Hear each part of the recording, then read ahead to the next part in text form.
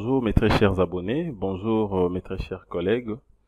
Je suis Jansin Kunga, ingénieur de bâtiments et travaux publics, ingénieur BTP. Aujourd'hui, je vais vous présenter une formation. Nous allons voir comment peut-on avoir le plan d'armature de l'escalier d'un robot. Et la fois dernière, nous avons calculé l'escalier avec notre logiciel Magic Escalier. On avait fait premièrement le prédimensionnement et mais aussi les calculs de l'escalier. Mais aujourd'hui, nous allons voir plutôt le plan d'armature de l'escalier d'un robot. Alors, sans plus tarder, nous allons passer directement à la formation. Alors, vous allez voir que l'intitulé de cette formation, c'est le plan d'armature de l'escalier d'un robot. Mais cette partie est consacrée beaucoup plus au niveau de ferraillage. Donc, partie consacrée au ferraillage. C'est ce que nous allons voir. Nous le savons très bien que dans le robot, ce qui résume plutôt l'escalier, c'est beaucoup plus la paillasse. Nous calculons beaucoup plus la paillasse, mais aussi le palier, soit palier de repos ou plutôt palier d'arrivée. Alors c'est ce que nous allons voir aujourd'hui. Nous allons donc calculer notre paillasse pour avoir directement le plan d'exécution, mais aussi notre palier. Alors, je vais premièrement vous présenter quelques informations. Par rapport à notre escalier, en fait, je vais vous montrer premièrement les bâtiments, les projets en question. Voilà les projets. Nous allons donc calculer l'escalier à partir de ces projets. C'est un projet que j'avais dimensionné plus tôt. C'est un projet de bâtiment et R+5, c'est-à-dire à 6 niveaux, que j'avais calculé plus tôt. Et aujourd'hui, nous allons voir tout simplement comment peut-on calculer l'escalier pour avoir les plans d'exécution à partir de ces projets. Alors, mon escalier est là. Je vais essayer un peu de zoomer. Vous allez voir ça. C'est un escalier à 2 volets. Ça, c'est la configuration de mon escalier. C'est un escalier à 2 volets. Alors, il y a même possibilité de voir ça très bien au niveau du rez-de-chaussée. Voilà. Voilà, je suis au niveau du rez-de-chaussée. Donc ça, c'est le premier volet. Ici, nous avons notre palier de repos. Notre palier de repos se retrouve à une distance, à une hauteur plutôt de 1,50 m. Ça, c'est notre palier de repos. Et ça, c'est notre deuxième volet. Et ici, nous avons un palier d'arrivée et directement, vous vous retrouvez sur la dalle d'habitation. Donc voilà en fait la configuration de notre projet. C'est ce que nous allons faire tout à l'heure. Alors premièrement, je vais essayer un peu d'illustrer quelques informations, puisque la configuration de l'escalier est déjà là. Donc on aura besoin tout simplement d'avoir quelques informations, déjà comme la hauteur sous plancher est de combien, mais aussi la hauteur du plancher au niveau de palier de repos est de combien. C'est ce que je vais essayer un peu d'illustrer ici. Voilà. Alors, je vais essayer un peu de mettre ça rapidement ici. Alors, la hauteur du sous-plancher, je peux abréger tout simplement. Je vais changer en fait la couleur. Je vais d'abord supprimer ça.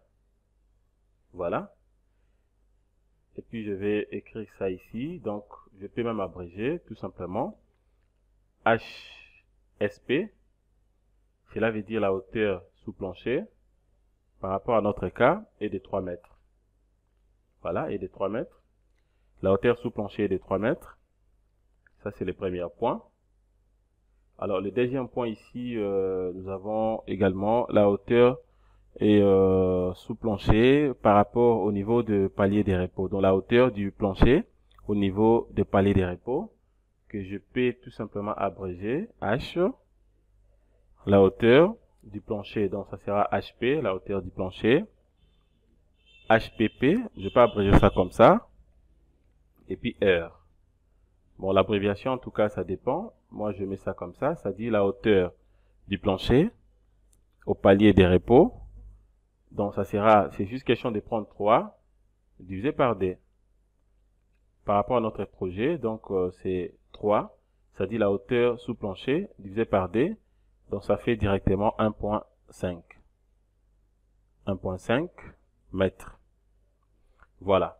Et c'est juste les données que j'avais besoin, c'est-à-dire que les 3 mètres, c'est tout simplement la hauteur sous plancher. Et le 1,50 m, c'est tout simplement la hauteur du plancher au palier des reports. Alors la configuration de ce que je viens d'illustrer tout à l'heure ici, vous avez la possibilité de voir ça ici, vous voyez. Donc ça dit la hauteur sous plancher, ça commence à partir d'ici, au niveau 0,0 de notre projet bien sûr, ici, au niveau 0,0, là où nous avons notre long green, et jusqu'ici, au niveau de la dalle d'habitation, bien sûr en dessous. Voilà, donc ça nous fait 3 mètres.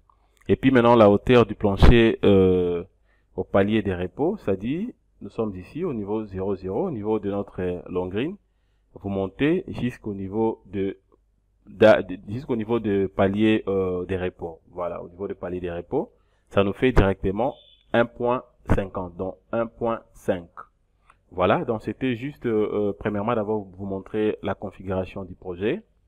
Et maintenant nous allons passer directement au calcul de notre escalier. Alors premièrement, nous allons faire ceci et donc nous allons premièrement isoler notre escalier de manière à ce que nous puissions premièrement voir les résultats de l'escalier. Alors comment peut-on faire pour isoler notre escalier? Alors je suis là. Je vais premièrement sélectionner mon escalier. Alors pour sélectionner l'escalier ici, je vais directement utiliser la sélection spéciale. Alors je suis ici, je prends sélection spéciale, je clique là-dessus. Je viens ici, je prends sélection par couleur, je clique, sélection par couleur. Alors à partir d'ici maintenant, je vais tout simplement venir ici, je prends panneau, et puis je clique sur attribut. Alors je vais cocher tout simplement paillasse épaisseur 10. Donc je prends directement la paillasse, et puis je vais sélectionner mon escalier. Vous voyez? Alors tout est sélectionné. Là j'ai sélectionné au même moment mes paillasses, mais aussi mes paliers des repos, tout comme paliers d'arrivée. Donc ça dit l'escalier dans son entièreté. Alors qu'est-ce que je fais maintenant? Je vais isoler cet escalier. Pour isoler l'escalier, qu'est-ce que je fais? Je vais répondre d'abord à la sélection. Je sélectionne l'escalier, oui. Et puis je vais isoler l'escalier. Voilà. Mon escalier est isolé bien sûr. Voilà, je suis devant mon escalier qui est bien sûr isolé. Alors à partir d'ici, maintenant, j'ai la possibilité de vérifier directement donc la cartographie de mes panneaux, de manière à ce que je puisse premièrement voir les panneaux qui est bien sûr plus sollicités. Alors comment faire ça maintenant? Je suis en train de faire ceci. Alors à ce niveau ici, je vais tout simplement sélectionner donc nous allons vérifier premièrement la cartographie des panneaux. Alors je viens directement ici, je prends résultat, et puis je prends cartographie panneau, je clique. Voilà. Alors à partir d'ici maintenant je vais vérifier, je viens ici, je vais vérifier bien sûr les moments M. Alors je vais premièrement vérifier les moments suivant les directions que je vois devant moi, suivant XX, suivant la direction des X, mais aussi suivant la direction des Y. Alors je vais vérifier suivant ces directions de manière à ce que je puisse avoir la possibilité de comparer mes données, donc mes valeurs trouvées, mes valeurs des sollicitations, pour savoir est-ce que ce sont des valeurs qui se trouvent du côté de la direction XX qui sont plus élevées ou bien du côté Y. Alors comment je fais ça? Je vais d'abord sélectionner, donc je vais cocher moment suivant la direction des X, et puis je descends ici, je prends description, et puis je vais cliquer, patienter, voilà.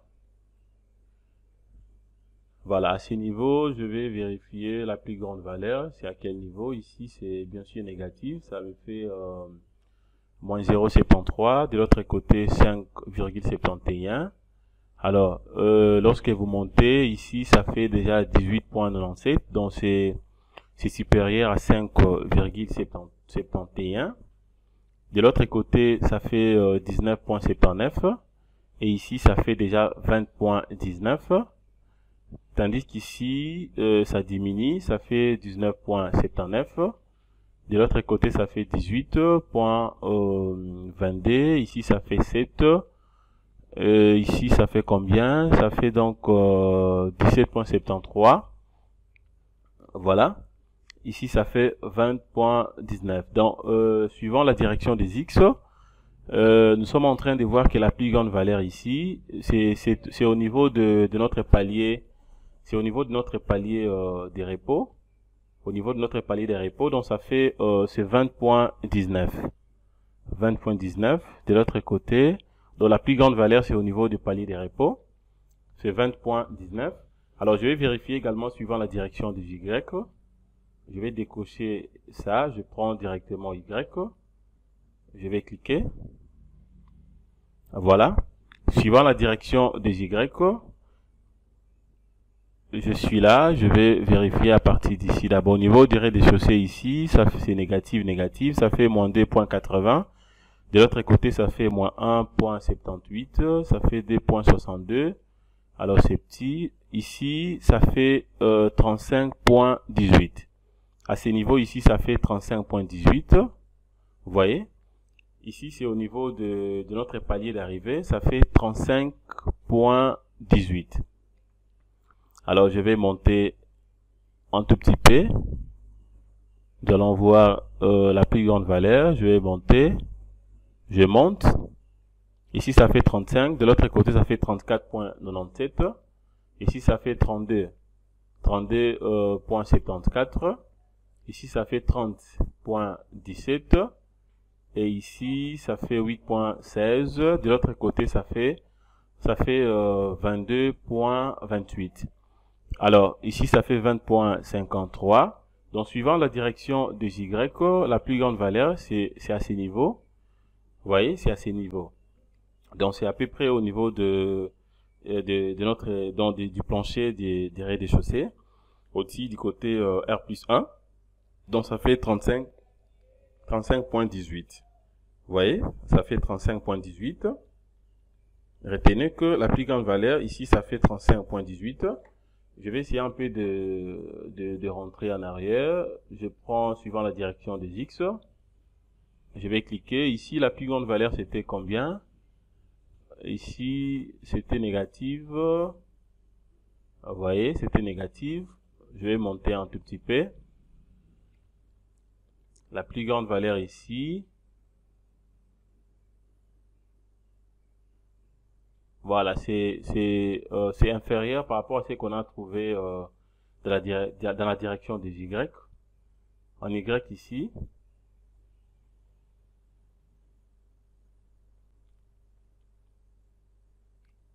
Vous voyez?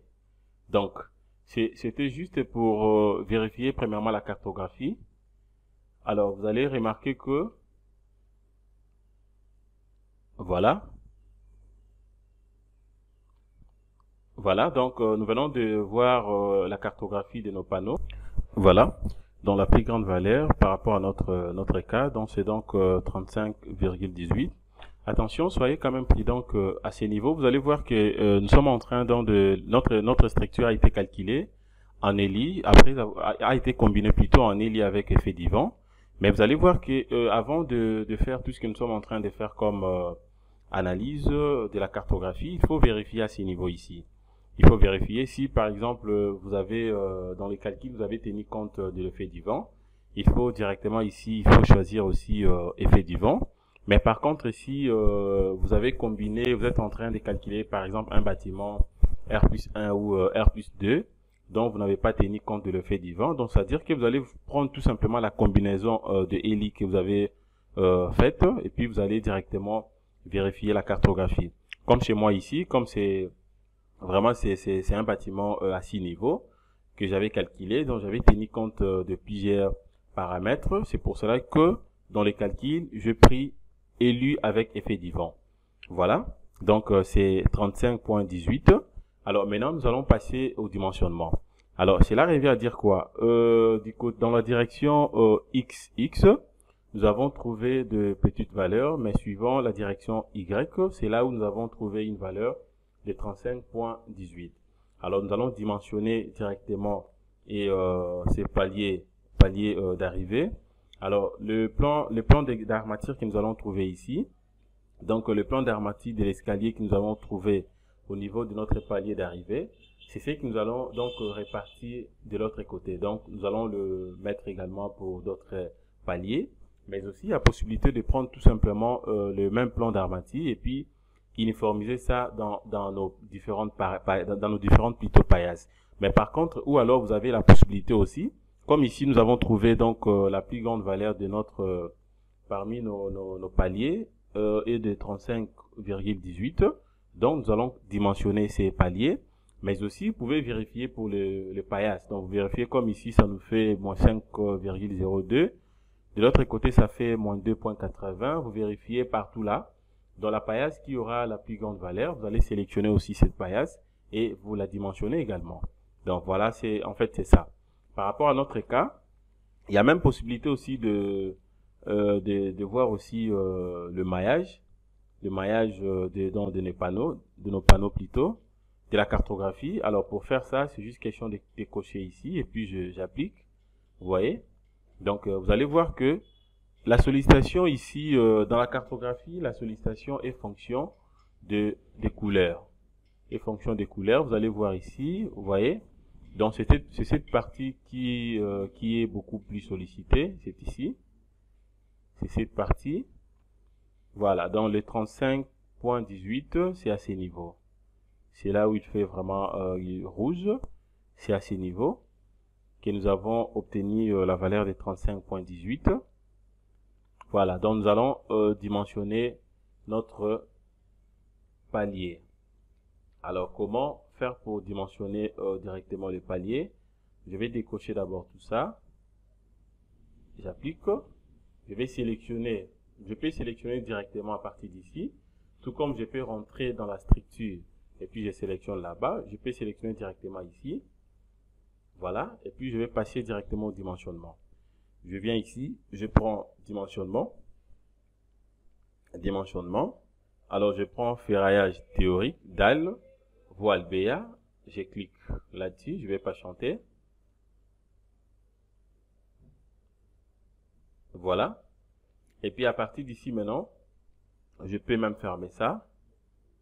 Je peux fermer ça. Voilà. Je vais d'abord augmenter ça. Voilà. Mon élément est toujours sélectionné. Vous voyez, mon élément est sélectionné. Je vais diminuer un peu mes appuis. Voilà. Voilà. Maintenant, comment je fais pour calculer le palier? Voilà. Donc, notre élément est sélectionné. Et puis, je viens maintenant ici. Je prends donc type de ferraillage de plaque et coque. Je vais cliquer là-dessus. Alors, premièrement, je vais confirmer mon escalier à ces niveaux. Alors, je vais chercher d'abord mon escalier. Je vais défiler un tout petit peu la barre. Voilà, je suis là. L'escalier est là. Je vais tout simplement double-cliquer là-dessus. Je double-clique. Voilà ce que j'obtiens. Alors, maintenant, à ce niveau ici, bien sûr, les noms de l'élément que je suis en train de calculer, c'est l'escalier. Ça dépend de moi. Comme je suis en train de dimensionner maintenant mon palier d'arrivée. Alors, il y a possibilité aussi d'ajouter ce que je vais à ce niveau. Je peux soit faire ceci. Alors, et puis, j'écris, par exemple, palier d'arrivée. Justement, c'est comme une référence, hein, puisque je sais que mon élément qui est le plus chargé, c'est le palier d'arrivée. Alors, j'écris tout simplement palier d'arrivée. Voilà. Et puis, qu'est-ce que je fais? Je laisse ça comme ça. Et je descends ici, type flexion simple, c'est bon. Maintenant, la direction du ferraillage principal. À ce niveau, ça dépend. J'ai la possibilité de mettre, par exemple, automatique. En choisissant automatique, c'est-à-dire que lorsque vous allez lancer les calculs, c'est le robot qui va faire les choix pour vous. Vous voyez? Donc, vous avez la possibilité de prendre soit automatique, c'est-à-dire que c'est le robot qui va faire les choix pour vous. Mais par rapport à mon cas ici, je vais confirmer ça, je prends suivant la direction des Y. Pourquoi je prie suivant la direction des Y? N'oubliez pas que quand je vérifiais et mes panneaux au niveau de la cartographie, la valeur trouvée, la plus grande valeur, je l'ai trouvée suivant la direction du Y, c'est-à-dire qui est bien sûr la plus grande portée. Vous voyez, donc je prends suivant la direction des Y. Cela ne dit pas que le robot va armer mon escalier seulement suivant la direction des Y. Non, il va armer ça selon, donc ça sera suivant quoi, disons, les deux directions, la direction des Y, mais aussi la direction des X. Mais par rapport au calcul, je prends suivant la direction des Y. Vous voyez?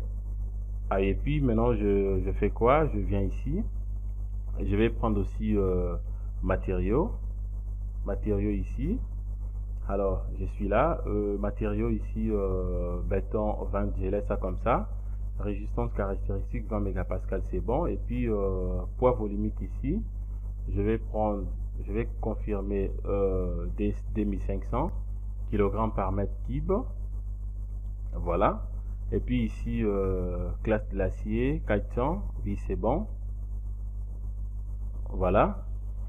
Donc, voilà. Donc, ici, paramètre LS, je laisse ça comme ça par défaut. Ferraillage aussi, l'enrobage, ici, ça dépend. Je peux laisser 3, tout comme il y a possibilité de modifier, par exemple, 2. Moi, je laisse ça comme ça, 3. Et puis, qu'est-ce que je fais? Je laisse ça comme ça. Et puis, je vais appliquer. J'applique. C'est bon. Et puis, je ferme. Voilà, donc je viens de compléter quelques informations pour dimensionner directement mon palier. Voilà, donc nous continuons notre information. Nous sommes déjà presque à 21 minutes. Voilà, donc ça c'était justement la première partie. Nous allons continuer notre information à la deuxième partie. Merci de votre disponibilité. Passez une excellente journée. Au revoir.